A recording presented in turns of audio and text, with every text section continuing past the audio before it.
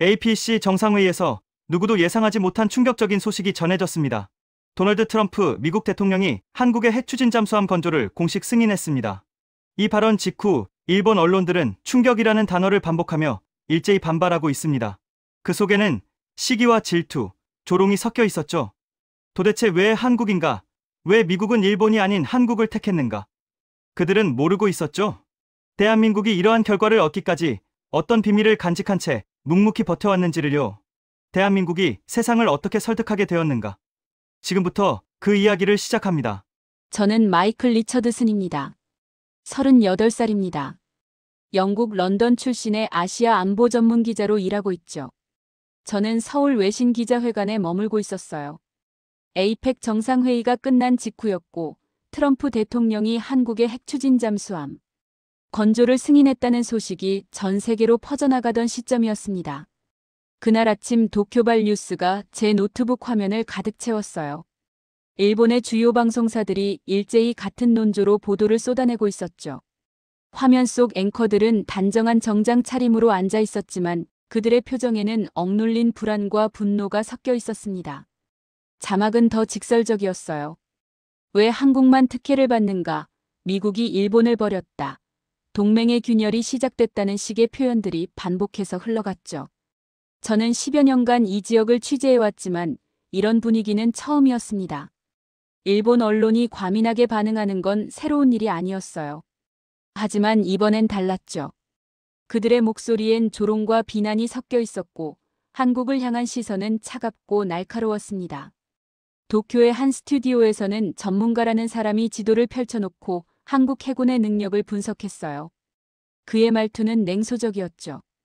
핵추진 잠수함을 운용할 기술도 경험도 없는 나라에 왜 미국이 이런 결정을 내렸는지 이해할 수 없다는 투였습니다. 신문 헤드라인은 더 자극적이었어요. 한일간지는 일면에 한국 국기와 미국 국기를 나란히 배치하며 동맹의 불균형을 강조했죠. 다른 매체는 한국이 미국의 특혜를 받아 지역 안보 질서를 흔들고 있다고 주장했습니다. 댓글란은 더 거칠었어요. 한국을 향한 비난과 조롱이 끝없이 이어졌고 일본 내 여론은 급속도로 과열되고 있었죠. 저는 동료 기자들과 연락을 주고받으며 상황을 정리했습니다. 서방 외신들도 비슷한 분석을 내놓고 있었어요. 파이낸셜 타임스의 선임 기자는 이번 결정이 미국의 전략적 실수일 수 있다고 논평했죠. 한국이 이 기술을 제대로 소화할 수 있을지 의문이라는 거였습니다. 워싱턴 포스트의 칼럼니스트는 더 직설적이었어요. 트럼프의 즉흥적 결정이 동아시아의 균형을 무너뜨릴 것이라고 경고했죠. 저 역시 처음엔 비슷한 생각이었습니다. 한국이 핵추진 잠수함을 건조한다는 건 기술적으로나 전략적으로나 엄청난 도약이었으니까요. 그동안 이 기술은 극소수 국가만이 보유한 것이었고 미국이 이를 승인한 사례도 거의 없었어요. 오스트레일리아에 이어 두 번째였고 그것도 아시아 국가로서는 처음이었죠. 냉정하게 보면 한국의 조선 기술은 세계 최고 수준이었지만 핵추진 시스템은 전혀 다른 영역이었습니다. 의구심이 드는 게 당연했어요. 하지만 이상한 건 한국의 반응이었습니다. 아니, 정확히 말하면 반응이 없다는 게 이상했어요. 저는 서울 시내를 돌아다니며 거리의 분위기를 살폈죠. 광화문 광장을 지나고 명동 거리를 걸었습니다. 사람들은 평소와 다르지 않았어요. 출근길 지하철은 여전히 붐볐고 카페에선 사람들이 담소를 나눴죠. 뉴스 속보를 확인하는 이들도 있었지만 그들의 표정엔 큰 동요가 없었습니다. 언론도 조용했어요. 한국의 주요 방송사들은 사실만을 담담하게 보도했죠. 트럼프 대통령이 승인했다. 국방부가 검토 중이다. 그게 전부였습니다. 분석 프로그램도 차분했어요. 전문가들은 기술적 과제와 일정을 설명했지만 흥분하거나 자축하는 분위기는 전혀 없었죠. 정부도 마찬가지였습니다. 용산 국방부 청사 앞을 지나쳤을 때 그곳은 평소와 다름없이 고요했어요. 저는 외신 기자회관으로 돌아와 동료들과 이야기를 나눴습니다.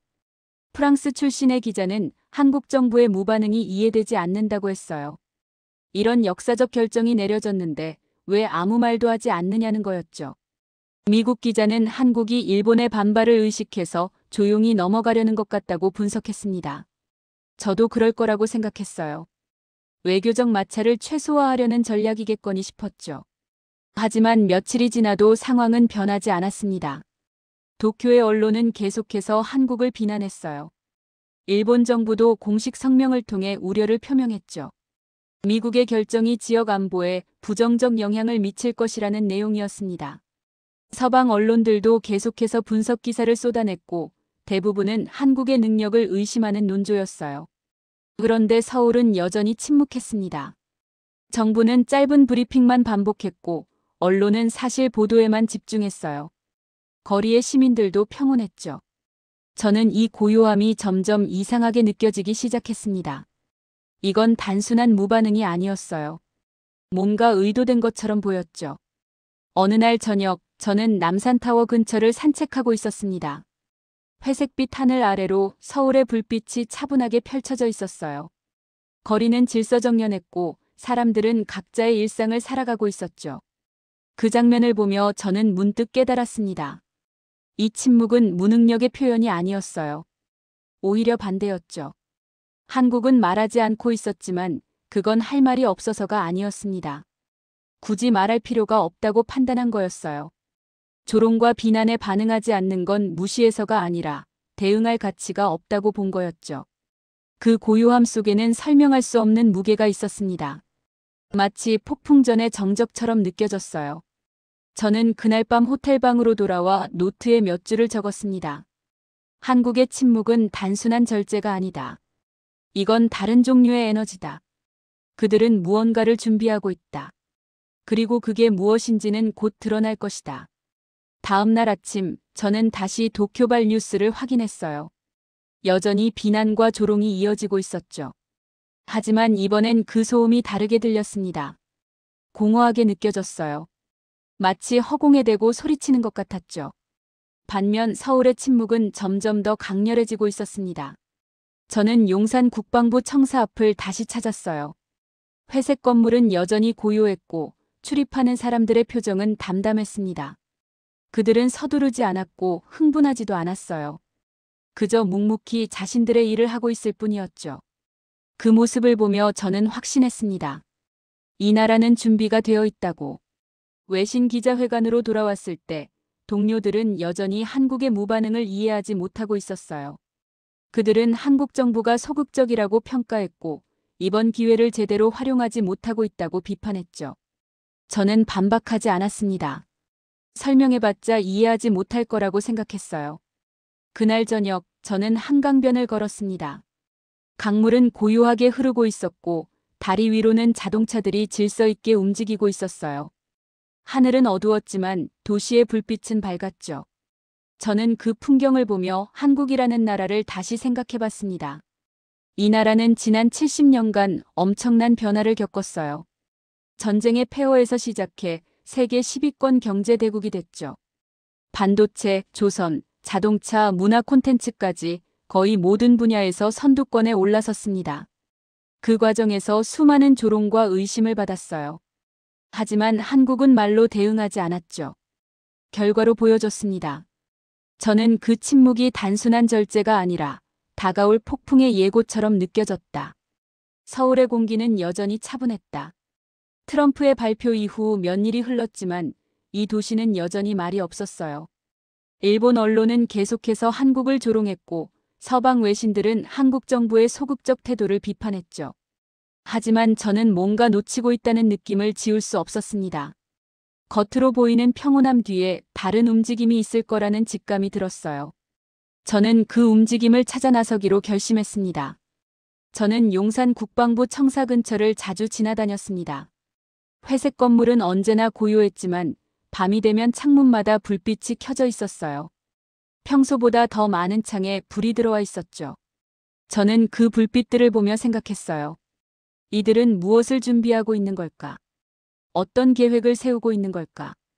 그 침묵 뒤에는 분명 무언가가 있었습니다. 저는 그것을 확인해야 했어요. 다음 날 저는 울산으로 이동했습니다. 한국의 산업 중심지 중 하나였죠. 조선소와 중공업 단지가 모여 있는 곳이었어요.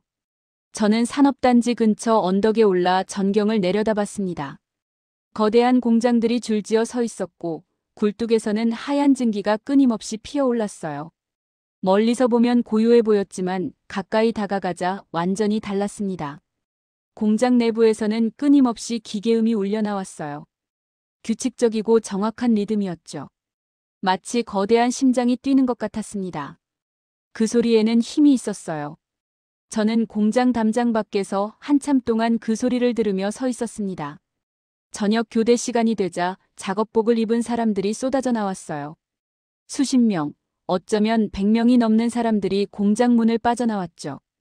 그들은 피곤한 기색이었지만 발걸음은 단단했습니다. 누군가와 이야기를 나누며 웃기도 했지만 그 웃음 속에는 묘한 긴장감이 섞여 있었어요. 마치 중요한 일을 마친 뒤의 안도와 다음 작업에 대한 부담이 동시에 느껴지는 그런 표정이었죠. 저는 그 표정들을 하나하나 기억하려 애썼습니다. 저는 그들 중 한 명에게 다가가 간단한 질문을 건넸습니다. 요즘 바쁘냐고 물었죠. 그는 잠시 저를 보더니 짧게 대답했어요. 평소와 비슷하다고요. 하지만 그의 눈빛은 달랐습니다. 뭔가 더 말하고 싶어 하는 것 같았지만 입을 다물었죠. 저는 더 묻지 않았어요. 그의 침묵이 오히려 더 많은 걸 말해주고 있었으니까요. 그는 고개를 끄덕이고는 동료들과 함께 버스 정류장 쪽으로 걸어갔습니다. 저는 그의 뒷모습을 오래 바라봤어요. 부산으로 이동한 건 며칠 뒤였습니다. 한국 최대의 조선소가 있는 곳이었어요. 저는 조선소 인근 카페에서 하루 종일 시간을 보냈습니다. 창밖으로 거대한 크레인들이 보였고 그 아래로 배들이 건조되고 있었죠. 용접 불꽃이 사방에서 튀어올랐고 쇳소리가 공기를 가득 채웠습니다. 그 소리는 시끄러웠지만 묘하게 리드미컬했어요. 마치 오케스트라처럼 각자의 소리가 조화를 이루고 있었죠. 저는 그 소리에 귀를 기울였습니다. 저는 조선소 정문 근처를 걸으며 내부를 들여다봤어요. 작업자들은 헬멧을 쓰고 보호복을 입은 채 자신의 구역에서 묵묵히 일하고 있었습니다. 어떤 이는 용접기를 들고 철판을 이어붙이고 있었고 어떤 이는 거대한 도면을 펼쳐놓고 무언가를 확인하고 있었어요. 옆에서는 젊은 엔지니어가 태블릿을 들고 수치를 점검하고 있었죠. 그들의 움직임은 빠르지 않았지만 정확했습니다. 한치의 오차도 용납하지 않는다는 느낌이었어요. 모든 동작에 의미가 있었고 모든 순간이 계산되어 있었습니다. 저는 그 광경에 압도되었어요. 저는 조선소에서 일한다는 한 기술자와 짧은 대화를 나눌 기회가 있었습니다. 그는 50대 중반으로 보였고 손에는 오랜 세월의 흔적이 새겨져 있었어요. 굳은 살과 작은 상처들, 그리고 기름때가 밴 손이었죠. 저는 그에게 물었습니다. 핵추진 잠수함 건조가 가능하다고 생각하느냐고요. 그는 잠시 생각하더니 담담하게 말했습니다. 우리가 만들 수 있는 건 만든다고요. 그의 목소리에는 자신감이 있었지만 허세는 없었어요. 그저 당연한 사실을 말하는 것처럼 들렸죠. 저는 그의 얼굴을 보며 다시 물었습니다. 어렵지 않느냐고요. 그는 고개를 끄덕였어요. 어렵다고 했습니다. 하지만 어려운 일을 해내는 게 우리 일이라고 덧붙였죠. 그리고는 웃으며 말했어요. 우리는 지금까지 항상 그렇게 해왔다고요. 그리고는 작업장으로 돌아갔습니다. 그의 뒷모습을 보며 저는 문득 깨달았어요. 이 사람들에게 불가능이란 단어는 익숙하지 않다는 걸요. 그들은 그저 해야 할 일을 할 뿐이었습니다. 저는 그날 밤 숙소로 돌아와 노트에 여러 줄을 적었습니다. 한국의 산업 현장은 조용하지만 그 조용함 속에는 엄청난 집중력이 숨어 있다. 이들은 말하지 않지만 손으로 증명하고 있다. 기술은 차갑지만 그 기계를 다루는 사람의 손끝에는 온도가 있었다. 수십 년간 쌓아온 경험과 노하우가 그들의 손끝에서 살아 움직이고 있었다. 저는 그 온도를 느꼈어요. 다음 날 저는 다시 대전으로 향했습니다. 이번엔 연구소 근처의 카페에서 연구원들을 관찰했어요. 점심시간이 되자 몇몇이 나와 식사를 했죠. 그들은 서로 이야기를 나누며 웃었지만 대화 주제는 가벼운 것들이었습니다. 날씨, 식사 메뉴, 주말 계획 같은 거였어요. 하지만 식사를 마치고 건물로 돌아가는 그들의 뒷모습에는 무게가 있었습니다. 어깨가 처져 있진 않았지만 긴장감이 묻어났어요. 저는 그들의 걸음걸이를 유심히 봤습니다. 저는 카페 주인과 이야기를 나눴어요. 그는 이 근처에서 10여 년간 가게를 운영했다고 했습니다. 연구소 사람들이 단골이라고 했죠. 저는 물었습니다. 요즘 분위기가 어떠냐고요. 그는 잠시 망설이더니 말했어요. 평소보다 훨씬 바빠 보인다고요. 밤늦게까지 불이 켜져 있고 주말에도 사람들이 나온다고 했습니다. 어떤 날은 새벽에도 차들이 주차장에 가득하다고 덧붙였죠. 그는 정확히 무슨 일을 하는지는 모르지만 뭔가 중요한 프로젝트가 진행되고 있는 게 분명하다고 했어요. 저는 고개를 끄덕였습니다. 그리고 창밖을 바라보며 연구소 건물을 다시 한번 응시했어요. 회색 외벽 뒤에서 무슨 일이 일어나고 있는지 궁금했습니다. 저는 머릿속이 복잡해졌어요. 일본 언론은 여전히 한국을 조롱하고 있었고 서방 외신들도 한국의 침묵을 이해하지 못하고 있었습니다. 하지만 저는 알고 있었어요. 한국은 말하지 않는 게 아니라 다른 방식으로 말하고 있다는 걸요. 그들의 언어는 단어가 아니라 행동이었고 그 행동은 지금 이 순간에도 계속되고 있었습니다. 저는 그 언어를 읽기 시작했어요. 저는 다시 용산 국방부 청사를 찾았습니다. 이번엔 낮 시간이었어요. 청사 앞 광장에는 사람들이 오가고 있었고 모두 자신의 일에 집중하고 있었죠. 누구도 서두르지 않았지만 누구도 게을러 보이지 않았습니다. 저는 그 모습을 보며 깨달았어요. 이들의 침묵은 무능력이 아니라 오히려 자신감의 표현이라는 걸요. 굳이 말할 필요가 없다는 확신이었죠. 그들은 자신들이 무엇을 할 수 있는지 알고 있었습니다. 저녁 무렵 저는 한강변을 다시 걸었습니다. 멀리 빌딩들의 불빛이 하나둘 켜지기 시작했죠. 조깅하는 사람들, 산책하는 연인들, 자전거를 타는 가족들이 지나갔습니다. 모두 평범한 일상을 살아가고 있었어요. 하지만 저는 알고 있었죠. 이 평온한 풍경 뒤에서 수천 명의 사람들이 밤을 새우며 일하고 있다는 걸요. 그들은 보이지 않지만 존재하고 있었습니다. 그들의 땀과 노력이 이 나라를 움직이고 있었어요. 저는 강물을 바라보며 그 사실을 곱씹었습니다. 한국이라는 나라는 참으로 묘한 나라였어요. 겉으로는 평온하지만 내부는 끊임없이 움직이는 나라였죠. 저는 그 풍경을 보며 생각했습니다. 한국은 지난 수십 년간 수많은 불가능을 가능으로 바꿔왔다고요. 전쟁의 폐허에서 반도체 강국이 됐고 아무것도 없던 곳에서 세계적인 조선 기술을 만들어냈죠. K-팝은 전 세계를 열광시켰고 영화는 아카데미를 휩쓸었습니다. 스마트폰과 가전제품은 글로벌 시장을 장악했고 자동차는 세계 곳곳을 달리고 있었어요. 모든 게 처음엔 불가능해 보였어요. 하지만 한국은 해냈죠. 매번 해냈습니다. 그리고 그때마다 조용히 해냈어요. 그 모든 건 말로 이뤄진 게 아니었어요. 기술자들의 손끝에서, 연구원들의 밤샘 작업에서, 작업장의 용접 불꽃에서 만들어진 거였죠. 한국은 언제나 그렇게 증명해왔습니다. 말이 아니라 결과로요. 약속이 아니라 성과로요. 선언이 아니라 완성으로요. 저는 그 패턴을 이해하기 시작했어요. 저는 외신 기자회관으로 돌아와 동료들과 이야기를 나눴습니다. 그들은 여전히 한국의 침묵을 이해하지 못하고 있었어요. 어떤 이는 한국이 기회를 놓치고 있다고 했고 어떤 이는 일본의 압박에 굴복했다고 분석했죠.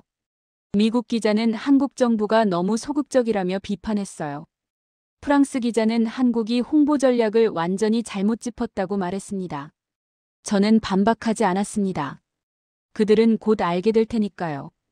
한국이 어떤 나라인지, 한국 사람들이 어떻게 일하는지를요. 시간이 증명할 거였어요. 그날 밤 저는 호텔방에서 오랫동안 창밖을 바라봤습니다. 서울의 불빛들이 반짝이고 있었고 어디선가 기계음이 들려오는 것 같았어요. 아마 제 상상이었겠죠. 하지만 그 소리가 실제하든 아니든 저는 알고 있었습니다. 이 도시는, 이 나라는 지금 이 순간에도 움직이고 있다는 걸요. 보이지 않는 곳에서 들리지 않는 방식으로, 하지만 확실하게요. 그 움직임은 멈추지 않고 있었습니다. 저는 커튼을 닫지 않고 그 불빛들을 계속 바라봤어요. 한국이라는 나라를 이해하기 시작한 것 같았습니다. 아니, 이해했다기보다는 존경하기 시작했다고 말하는 게 맞을 것 같아요. 저는 그날 본 것들을 떠올렸습니다. 대전 연구소의 밤샘 불빛, 울산 공장의 규칙적인 기계음, 부산 조선소의 용접 불꽃, 그리고 그 모든 현장에서 묵묵히 일하던 사람들의 표정을요. 그들은 화려하지 않았고 큰 소리 내지도 않았습니다. 하지만 그들의 손끝에는 수십 년간 쌓아온 기술이 있었고 그 기술 뒤에는 세대가 이어온 신념이 있었어요. 할아버지가 아버지에게, 아버지가 아들에게, 선배가 후배에게 전해준 그 신념이요. 그건 단순한 기술 이상의 것이었습니다. 저는 노트북을 열어 며칠간의 취재 내용을 정리하기 시작했습니다. 하지만 어떤 단어로도 제가 느낀 걸 제대로 표현할 수 없었어요.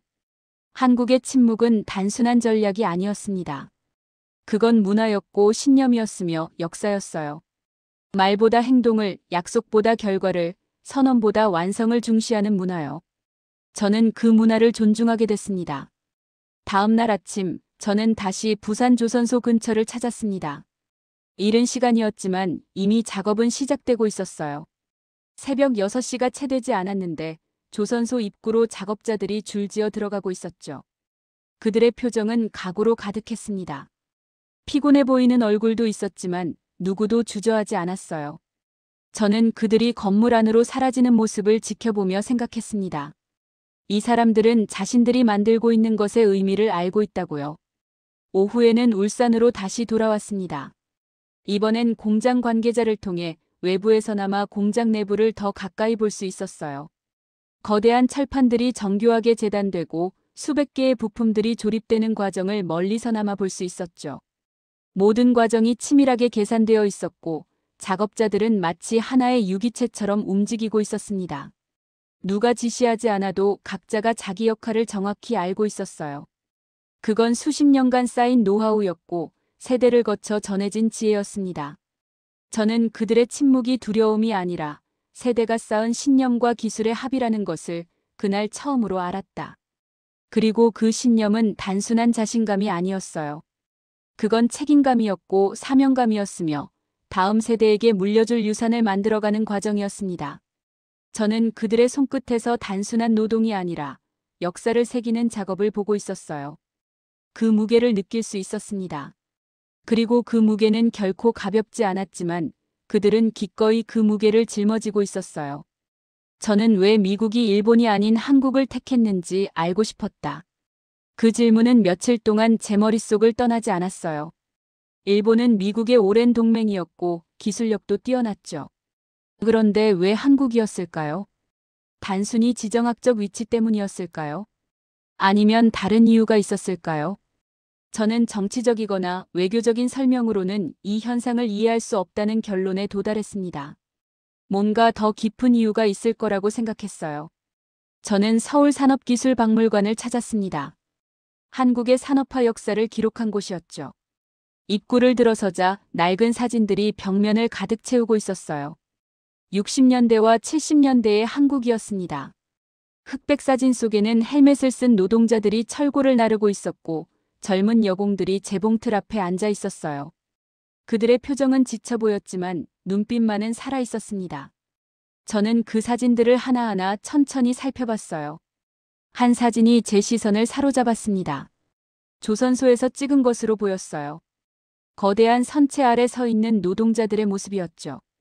그들은 작업복을 입고 있었고 손에는 용접기와 공구들을 들고 있었습니다. 사진 속 배경에는 아직 완성되지 않은 배의 골격이 보였어요. 저는 그 사진 앞에서 한참을 섰습니다. 이 사람들이 지금 한국을 만들었다는 생각이 들었어요. 전시실을 돌아다니며 저는 더 많은 자료들을 봤습니다. 경제개발계획 문서, 산업화 시절의 영상, 그리고 그 시대를 살았던 사람들의 증언이 담긴 패널들이 있었어요. 한 증언이 특히 기억에 남았습니다. 70대 노인의 이야기였죠. 그는 50년 전 조선소에서 일했다고 했어요. 하루 12시간씩 일했고 주말도 거의 없었다고 했습니다. 힘들었지만 우리나라를 만든다는 자부심이 있었다고 했어요. 저는 그 문장을 여러 번 읽었습니다. 다른 전시물들도 인상적이었어요. 60년대 수출 선박의 모형이 있었고 그 옆에는 당시 조선소 노동자들이 사용했던 공구들이 진열되어 있었습니다.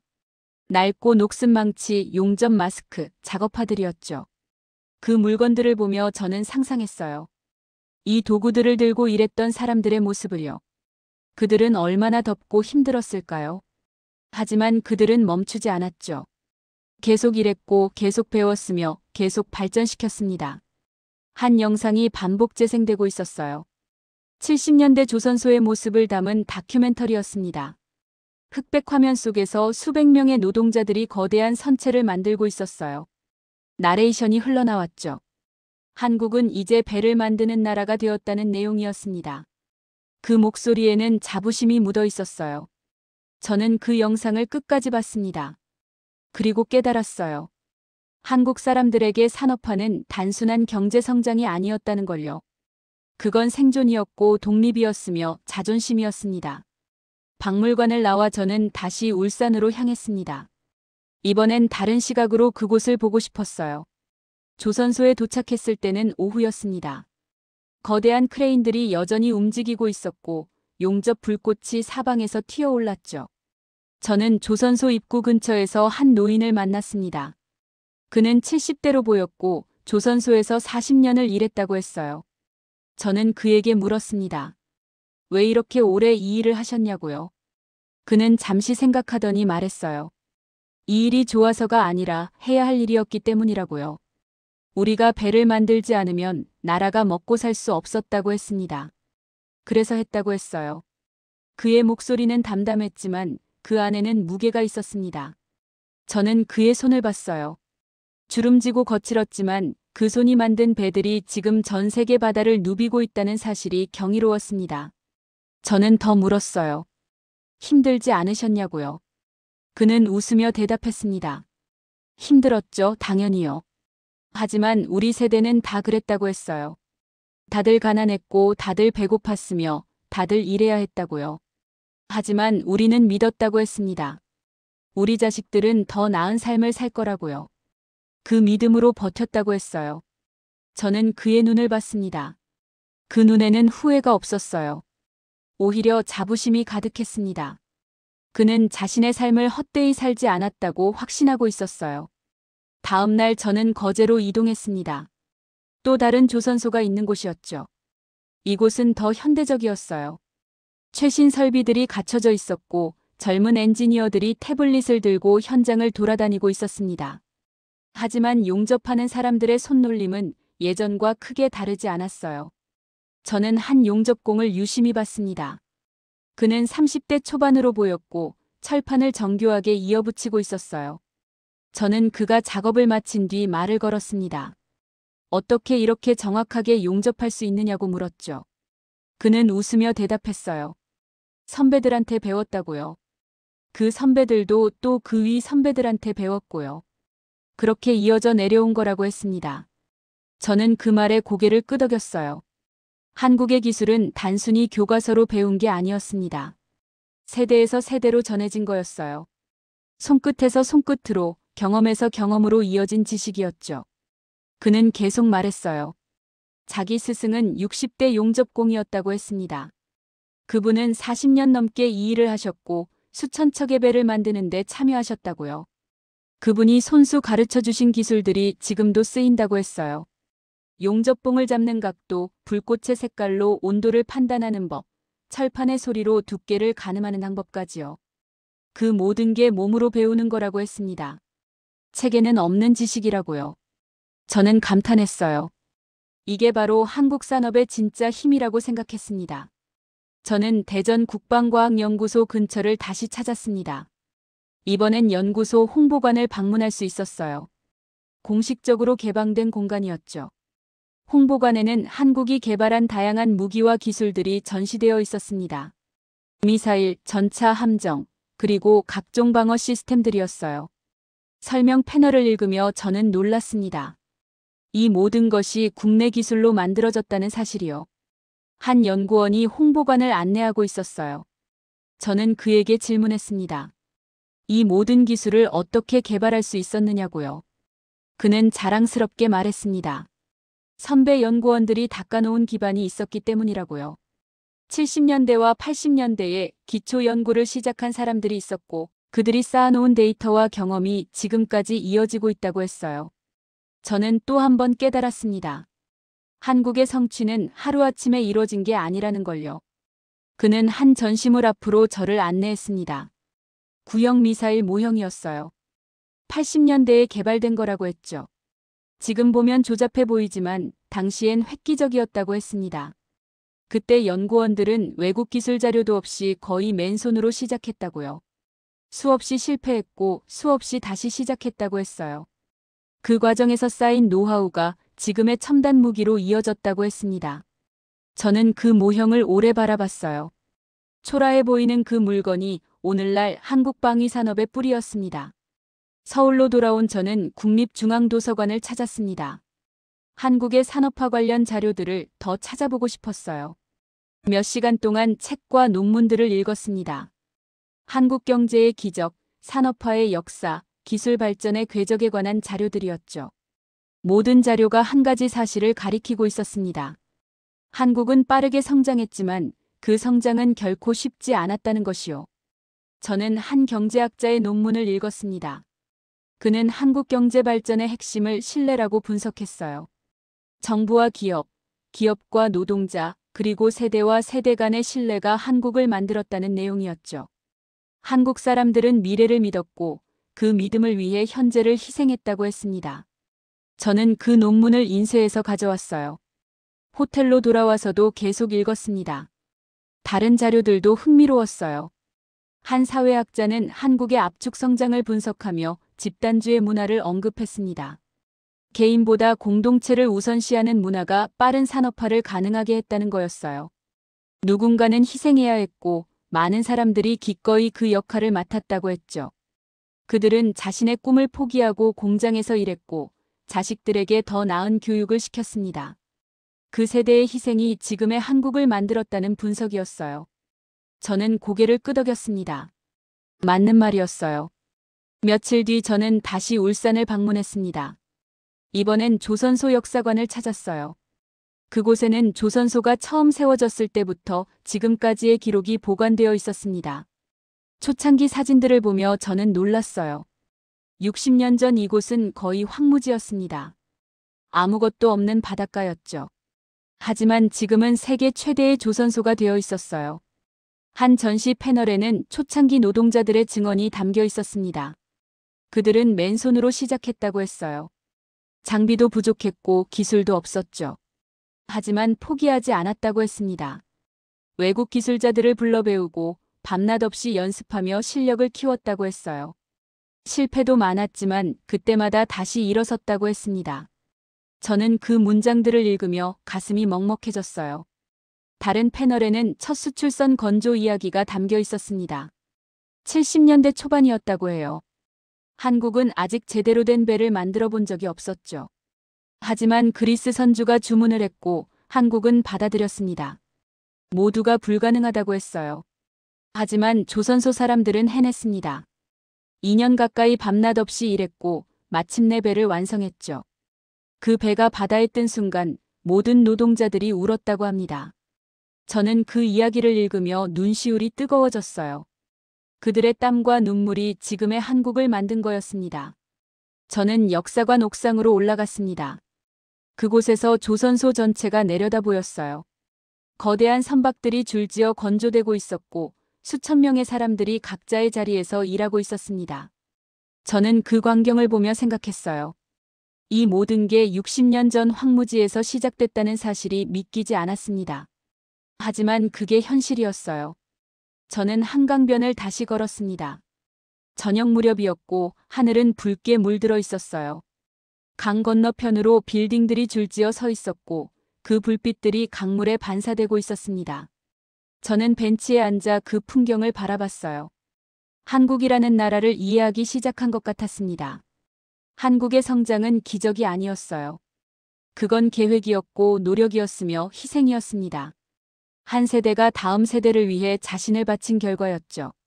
할아버지 세대는 공장에서 일했고 아버지 세대는 기술을 배웠으며 지금 세대는 혁신을 만들어가고 있었어요. 그 흐름이 끊기지 않았기 때문에 한국은 여기까지 올 수 있었습니다. 저는 문득 깨달았어요. 다른 나라들도 경제 발전을 이뤘지만 한국만큼 빠르고 지속적으로 성장한 곳은 드물었죠. 그 차이가 뭘까 생각해봤습니다. 자원도 없었고 땅도 넓지 않았으며 인구도 많지 않았어요.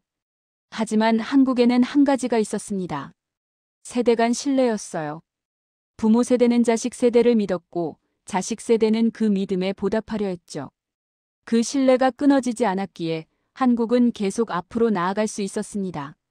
저는 왜 미국이 한국을 선택했는지 이제 알 것 같았어요. 그건 단순히 동맹관계 때문이 아니었습니다. 기술력 때문만도 아니었죠. 미국이 본 건 한국의 신뢰였습니다. 약속을 지키는 나라, 어려운 일도 해내는 나라, 그리고 세대가 함께 책임지는 나라라는 신뢰였어요. 한국은 지난 60년간 그 신뢰를 쌓아왔습니다. 한 번에 쌓은 게 아니었어요. 매일매일 한 명 한 명이 자기 자리에서 최선을 다하며 쌓아온 거였죠. 조선소의 용접공, 연구소의 과학자, 공장의 노동자 모두가 함께 만든 신뢰였습니다. 그 신뢰는 돈으로 살 수 없는 거였어요. 시간만이 만들 수 있는 거였죠. 저는 벤치에서 일어나 천천히 걸었습니다. 다리를 건너며 저는 다짐했어요. 이 이야기를 꼭 써야겠다고요. 한국이 어떻게 여기까지 왔는지, 그 뒤에 어떤 사람들이 있었는지를 세상에 알려야 한다고 생각했습니다. 이건 단순한 경제 성장 이야기가 아니었어요. 한 나라가 세대의 힘으로 일어선 이야기였죠. 외신 기자회관으로 돌아왔을 때 동료들은 여전히 한국 정부의 전략을 분석하고 있었어요. 그들은 정치적 계산과 외교적 이득을 따지고 있었죠. 저는 그들의 대화를 들으며 생각했습니다. 그들은 표면만 보고 있다고요.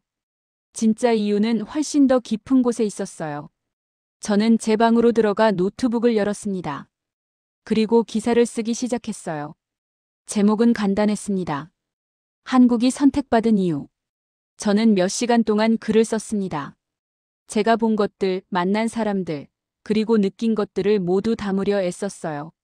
쉽지 않았지만 반드시 써야 한다고 생각했습니다. 기사를 마무리하며 저는 마지막 문장을 오래 고민했습니다.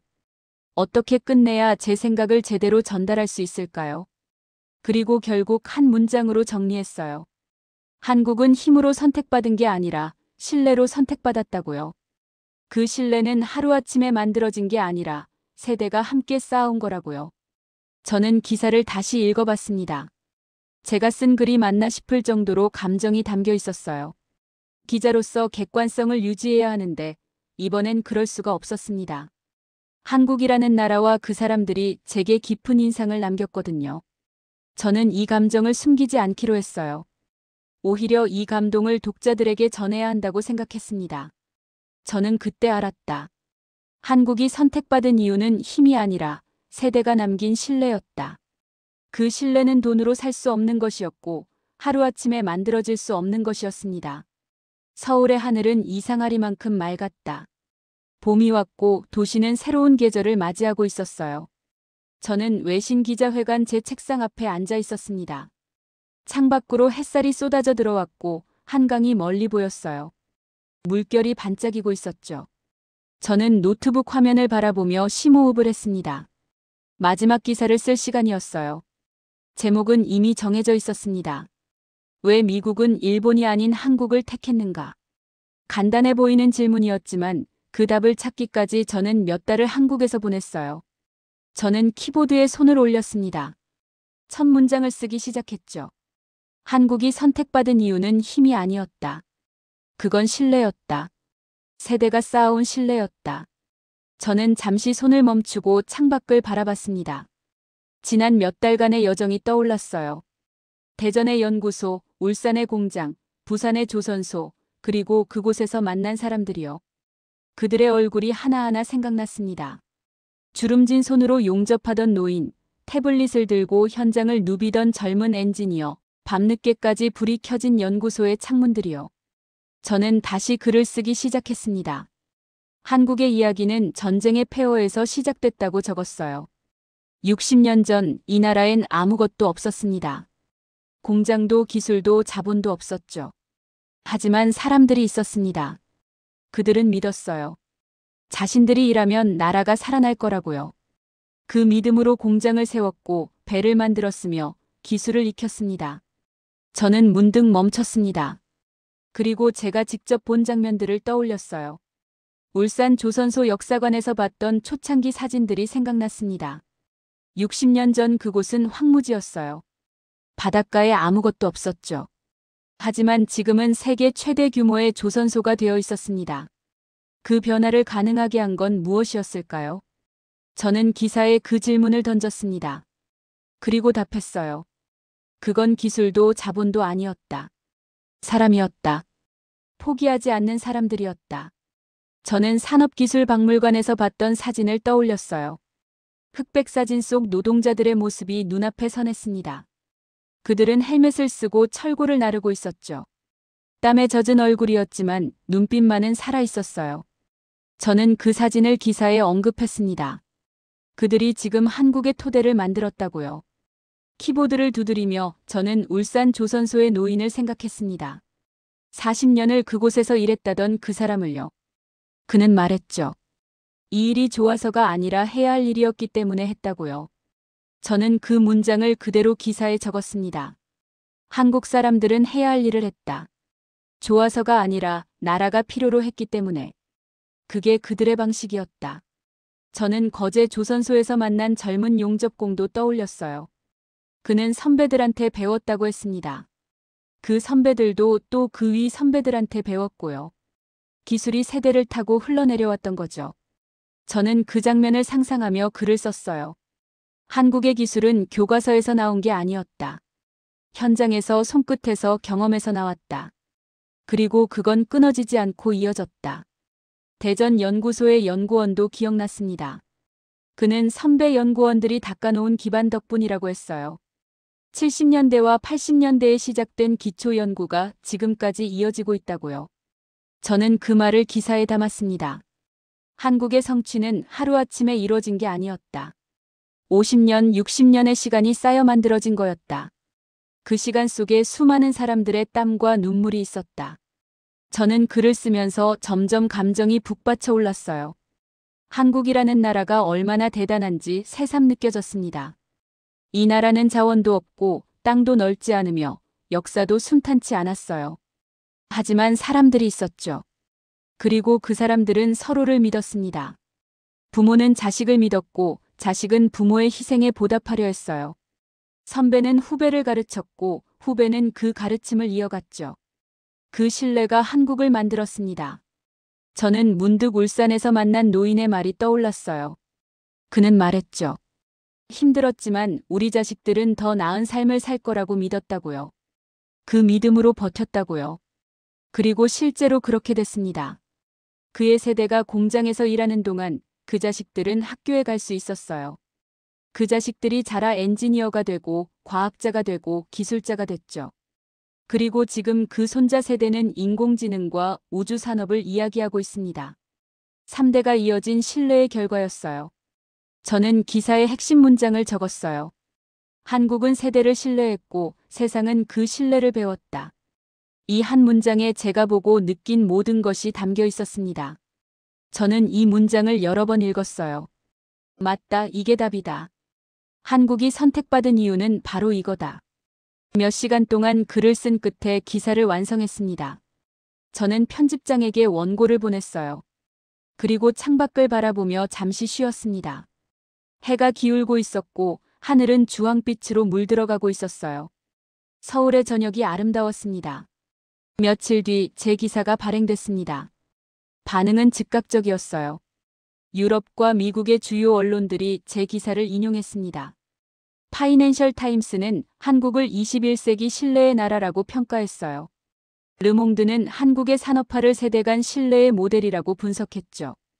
뉴욕 타임스는 한국이 어떻게 세계를 설득했는지를 다뤘습니다. 워싱턴 포스트는 한국의 침묵을 전략적 지혜라고 평가했어요. 가디언은 한국이 보여준 꾸준함을 배워야 한다고 썼죠. 심지어 비즈니스 전문지들도 한국의 산업 문화를 분석하기 시작했습니다. 세대 간 기술 전수, 장인 정신의 계승, 신뢰 기반의 협업 문화 같은 것들이요.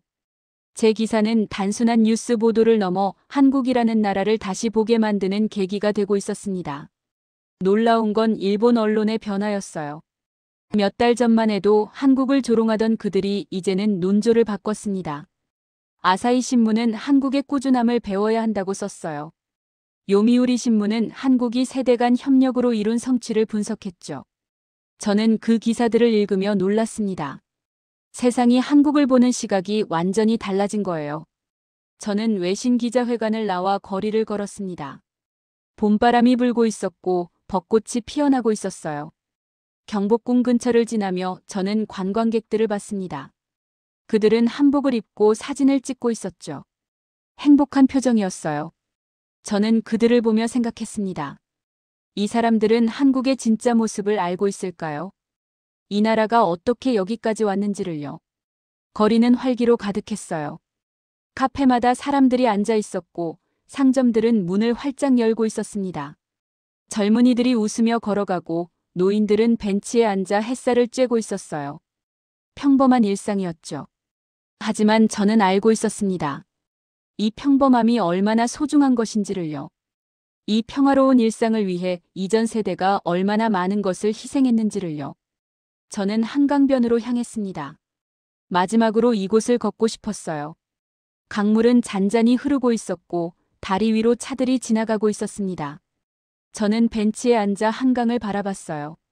이 도시, 이 나라와 작별할 시간이 다가오고 있었습니다. 저는 지난 몇 달을 되돌아봤어요. 저는 처음엔 단순한 취재로 시작했습니다. 왜 미국이 한국을 선택했는지 알고 싶었죠. 하지만 그 과정에서 저는 훨씬 더 큰 것을 발견했어요. 한 나라가 어떻게 세대의 힘으로 일어설 수 있는지를요. 신뢰가 얼마나 강력한 힘인지를요. 강 건너편으로 빌딩들이 줄지어 서 있었습니다. 60년 전에는 저곳에 빌딩이 없었을 거예요. 아마 논밭이나 낮은 건물들만 있었겠죠. 하지만 지금은 세계적인 스카이라인을 자랑하는 도시가 되어 있었습니다. 그 변화를 만든 건 누구였을까요? 정치인들? 기업가들? 아니요. 이름 없는 수많은 사람들이었습니다. 공장에서 일한 노동자들, 연구소에서 밤을 새운 과학자들, 조선소에서 용접한 기술자들이요. 그들이 이 도시를 만들었어요. 한국은 힘으로 세상을 설득하지 않았습니다. 말로 설득하지도 않았어요. 그저 묵묵히 일했고 약속을 지켰으며 세대를 이어가며 신뢰를 쌓았죠. 그 신뢰가 결국 세상을 움직였습니다. 미국이 한국을 선택한 건 우연이 아니었어요. 그건 필연이었습니다. 60년간 쌓아온 신뢰가 만든 결과였죠. 저는 일어나 천천히 걸었습니다. 석양이 한강을 비추고 있었고 물결이 금빛으로 반짝이고 있었어요. 조깅하는 사람들, 자전거를 타는 가족들, 산책하는 연인들이 지나갔습니다. 모두 평범한 일상을 살아가고 있었죠. 하지만 저는 알고 있었어요. 이 평범한 일상 뒤에 얼마나 대단한 역사가 있는지를요. 저는 문득 깨달았습니다. 한국이 세계에 보여준 건 기술이나 경제력만이 아니었어요. 그건 삶의 방식이었습니다. 세대가 함께 책임지고 서로를 믿으며 미래를 향해 나아가는 방식이요. 그게 한국의 진짜 힘이었습니다. 저는 생각했어요. 많은 나라들이 빠른 성장을 원합니다. 하지만 대부분 실패하죠. 왜일까요? 그들은 단기적인 결과만 추구하기 때문입니다. 당장의 이익, 즉각적인 성과, 눈에 보이는 성공만을 줬죠. 하지만 한국은 달랐어요. 이 나라는 장기적으로 생각했습니다. 50년, 60년을 내다봤어요. 지금 세대가 힘들어도 다음 세대가 나아질 수 있다면 기꺼이 희생했죠. 그 인내가 결국 한국을 여기까지 이끌었습니다. 해가 완전히 지고 있었습니다. 하늘은 보라빛으로 물들었고 도시의 불빛들이 하나둘 켜지기 시작했어요. 저는 마지막으로 한강을 바라봤습니다. 이 강물처럼 한국도 멈추지 않고 흘러갈 거예요. 앞으로도 계속 나아갈 겁니다. 그리고 세상은 계속 한국을 주목할 거예요. 저는 호텔로 돌아가는 길에 생각했습니다. 제가 쓴 기사가 세상에 어떤 영향을 미칠까요? 사람들이 한국을 다르게 볼까요? 저는 그러길 바랐어요. 한국은 단순히 경제대국이 아니라 신뢰로 세상을 설득한 나라라는 걸 알아주길 바랐습니다. 다음 날 아침, 저는 공항으로 가는 택시에 앉아 있었습니다. 창밖으로 서울의 거리가 지나갔어요. 빌딩들, 도로들, 사람들이 보였습니다. 저는 이 도시를 떠나지만 이곳에서 배운 것들은 평생 잊지 못할 거예요. 택시 기사는 라디오를 켜놨어요. 뉴스가 흘러나왔습니다. 한국의 핵추진 잠수함 건조가 예정대로 진행되고 있다는 내용이었죠. 전문가들은 한국이 이 기술을 성공적으로 소화할 것이라 확신한다고 했어요. 저는 고개를 끄덕였습니다. 물론 그럴 거예요. 한국은 항상 그랬으니까요. 불가능해 보이는 일도 해내는 나라니까요. 창밖으로 한강이 보였습니다. 아침 햇살을 받아 반짝이고 있었어요. 저는 그 강을 바라보며 생각했습니다. 이 강물처럼 한국도 멈추지 않고 흐를 거예요. 앞으로도 계속 나아갈 겁니다. 그리고 세상은 그 모습을 계속 지켜볼 거예요. 공항에 도착해 체크인을 하며 저는 휴대폰을 확인했습니다. 제 기사에 대한 댓글과 메시지가 쏟아지고 있었어요. 대부분 긍정적이었습니다. 한국에 대해 몰랐던 사실을 알게 됐다는 반응들이었죠. 저는 뿌듯했습니다. 제 역할을 해냈다는 생각이 들었어요. 탑승 시간이 다가왔습니다. 저는 게이트로 걸어가며 마지막으로 뒤를 돌아봤어요. 서울은 여전히 그곳에 있었습니다. 조용하고 질서정연하며 묵묵히 자기 길을 가는 도시였죠. 저는 고개를 끄덕이며 생각했습니다. 이 나라는 앞으로도 계속 놀라운 일들을 해낼 거라고요. 비행기에 올랐습니다. 창가 자리에 앉아 이륙을 기다리며 저는 노트를 꺼냈어요. 마지막 문장을 하나 더 적고 싶었습니다. 한국에 대한 제 마지막 생각을요. 저는 펜을 들었습니다. 한국은 침묵으로 준비했다. 말이 아니라 행동으로 증명했다. 그리고 결국 세상을 움직였다. 힘이 아니라 신뢰로, 선언이 아니라 완성으로, 화려함이 아니라 꾸준함으로. 이것이 한국의 방식이었다. 그리고 세상은 그 방식에 고개를 숙였다. 저는 펜을 내려놓고 창밖을 바라봤어요. 승무원들이 안전 시연을 하고 있었고 다른 승객들은 짐을 정리하고 있었습니다. 평범한 비행 준비 과정이었죠. 하지만 저에게 이 순간은 특별했어요. 한국과의 작별이었으니까요. 저는 생각했습니다. 제가 만약 이 여정을 시작하지 않았다면 어땠을까요? 한국을 그저 경제대국 정도로만 생각했겠죠. 숫자와 통계로만 봤을 거예요.